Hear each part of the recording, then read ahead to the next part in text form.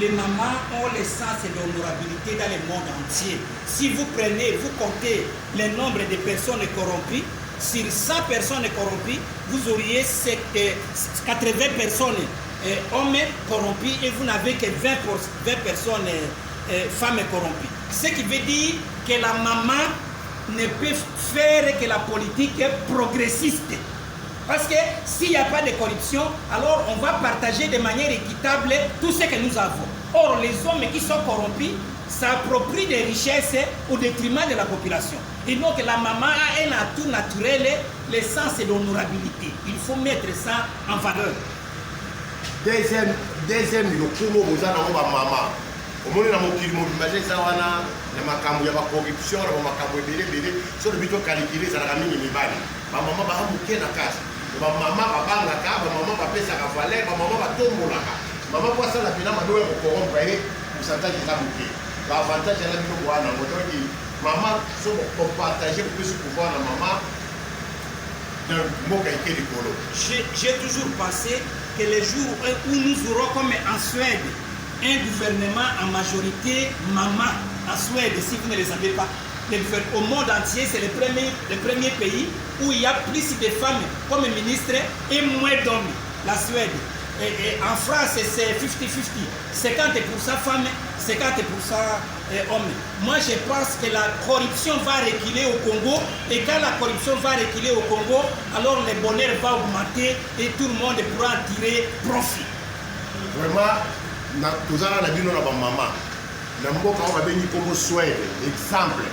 Nous avons Suède, le gouvernement, la maman de Bazar Rapinani pour les cannibales. La maman de Baléké, la ministre, nous avons Kambalaka du gouvernement. Pour la ligne Kanya que vous allez le cours à Bissot, Awa Kanya et Dani Payanibai. La France est un dambo. Pour la ligne Kanya qui a été éliminée, où est-ce que maman a Kanya qui a premier à la rater? Bissot Suko Awa, vous connaissez comme appelé Momo. Que ma maman va tomber à millions de Kanya qui a été ça la ligne pour lui, mais on peut diminuer vraiment, bon que tout le monde est dernier atout de maman Bazali, na Congo, na MLP, c'est que tous en a un modèle, na MLP. Il faut le babo, il faut voir na Congo, quel est l'exemple qui peut me permettre d'aller de l'avant. Au sein du MLP, nous avons 3 grands noms. Vous avez Patrice Emery Lumumba. Vous savez ce qu'il a fait. Il faut les copier, les suivre. Deuxième, Étienne Tshisekedi. Vous connaissez ce qu'il a fait. Troisième, Franck Diongo. Eta Mouyibi. Eta Mouini. Toboy. Eta Mouini. Toboy. Ça, c'est Franck Diongo qui l'a inventé. Donc, nous, ce qu'on a un modèle était dans la famille, vous allez vous me conduire. Mais si vous avez un modèle, ce modèle va vous rappeler à l'ordre. Nous avons 3 grands modèles auxquels nous devons nous référer pour que nous allions de l'avant. Vous avez Patrice Emery Lumumba, Etienne Tshisekedi et aujourd'hui Franck Diongo, héros vivant. Vraiment, on a MLP à tout le monde, on a parce que le modèle à suivre est belé. Et belé, les gens l'ont pris quelques années ça. Sauf qu'on l'a dit, il y a Patrice Emery Lumumba. Il y a mis Balé, il y a mis Lumumba, on a ça pour la bobo. Il y a mis Balé, Etienne Tshisekedi Lumumba. Vous voyez que tu m'as dit, il y a celle pour la bobo. Il y a mis ça.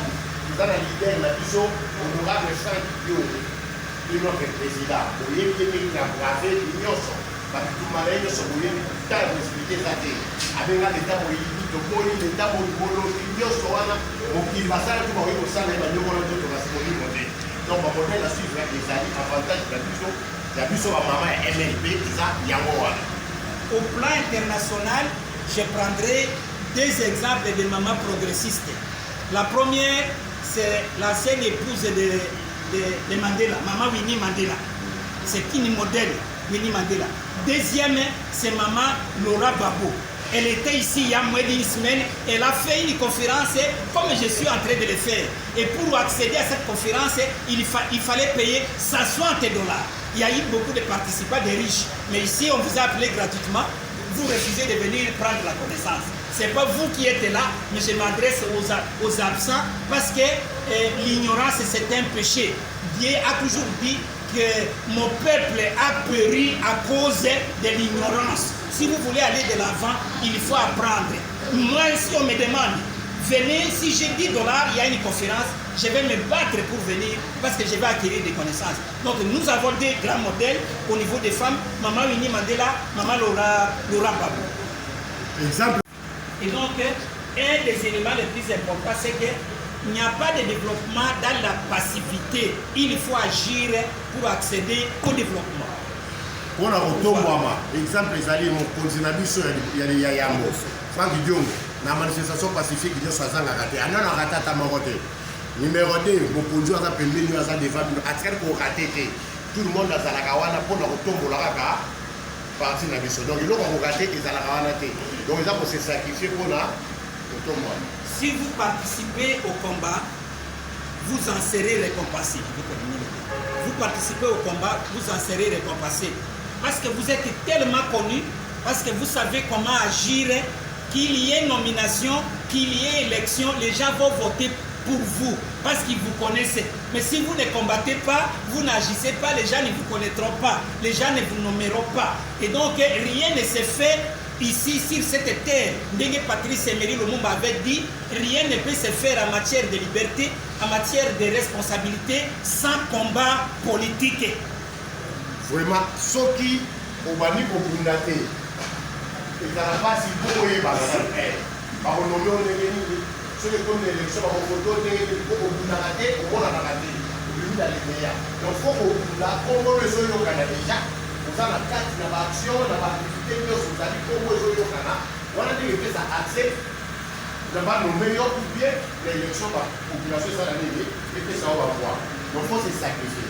Nous aimerions qu'on parle de Maman du MLP, comme on parle de Maman Suisse Wambongo, comme on parle de Maman Bazaïba, que nous ayons des mamans. Nous avons aussi des mamans Mimi, Ange Condé. Nous voudrions qu'on parle de vous. Il ne faut pas attendre qu'on parle des autres et sans vous. Il faut être jalouse du succès. Pourquoi? Qu'est-ce que les autres ont fait pour qu'on parle d'elles et pourquoi pas moi? À l'université, vous avez fait des preuves. À l'école, vous avez fait des preuves. Dans le travail, vous avez fait des preuves. Mais de quoi vous avez peur pour vous hisser au niveau le plus élevé? Awa tozali na besoin ba mama batomwama bakombo yokana kolekata bakombo ba mama nzusu wa mbomo ya ba mama bazaiba tozali na mama Mimi Angel Konde pourquoi pas beaucoup maebele dans la université botaki musali au bofai au la défense botomwali bo réussir partout aux ba mama mais pourquoi pas awa tozali na besoin ba mama ya MLP batomwama pe bakombo wana e matakoleka bakombo wana so etalama. Vous avez des atouts qui peuvent vous permettre de vous élever ou de vous faire élever.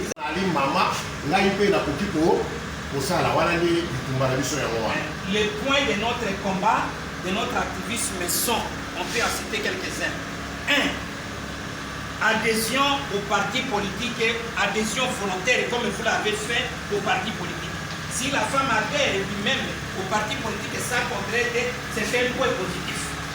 Deuxième point positif, si la femme n'adhère pas ou adhère au parti politique, qu'elle ait également la possibilité d'adhérer aux associations.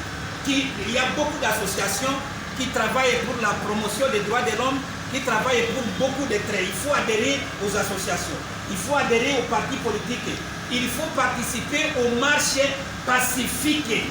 Les mamans, vous savez que nous avons perdu même des mamans, et le 19 septembre 2016. Et donc, les marches pacifiques, les mamans doivent y aller. Faire la campagne électorale, les mamans doivent participer. Aller voter, les mamans doivent le faire. Coller des affiches, les mamans doivent le faire. Donc, la maman doit mériter une promotion, pas une promotion fondée sur le sexe. Ça, c'est inacceptable. Ça n'a pas de place au sein du MLP. Mais la promotion fondée sur l'action, la promotion fondée sur la manière dont vous travaillez, ce n'est que comme ça que vous pouvez gérer bien ce pays. Vraiment, dans le point de vue, il y a politique, il y a il faut que oui, au quota, mais au côté, ça y va avec la adhésion, il y a beaucoup membre, on dit que ça la membre, on dit que c'est sacrifié pour la Bitumbawana. Et puis il faut que ça la nyoso, oyo, va passer là, pour avoir plus sur la partie politique. On va les attaquer, on va s'arrêter, on va la maman pour ça la yao. Maman osala marche babemi marche mama ke na campagne mama azali tia bakaliko mama azali bamona mama mpe azokunda lokola mwasi mpona kosala koplante politique na so ya progressiste mpona rappel awa na parti le 19 septembre 2016 pardon na marche bamama mpe bakufaka po parti na so ya parti ya bamartir donc bamama ntango otelemi yo moko wana ndokomi na progressiste ya solo. Si vous dites que vous allez obtenir un poste parce que vous êtes belle, si vous dites que vous allez obtenir un poste, vous n'y allez pas, vous attendez que Tshisekedi vous donne un ministère, c'est que vous n'êtes pas une vraie militante, une vraie combattante du mouvement lomobiste progressiste. Sans sacrifice, pas de changement. Et donc, le vrai développement, il faut que chacun se prenne en charge. Il faut adhérer, il faut coller les affiches.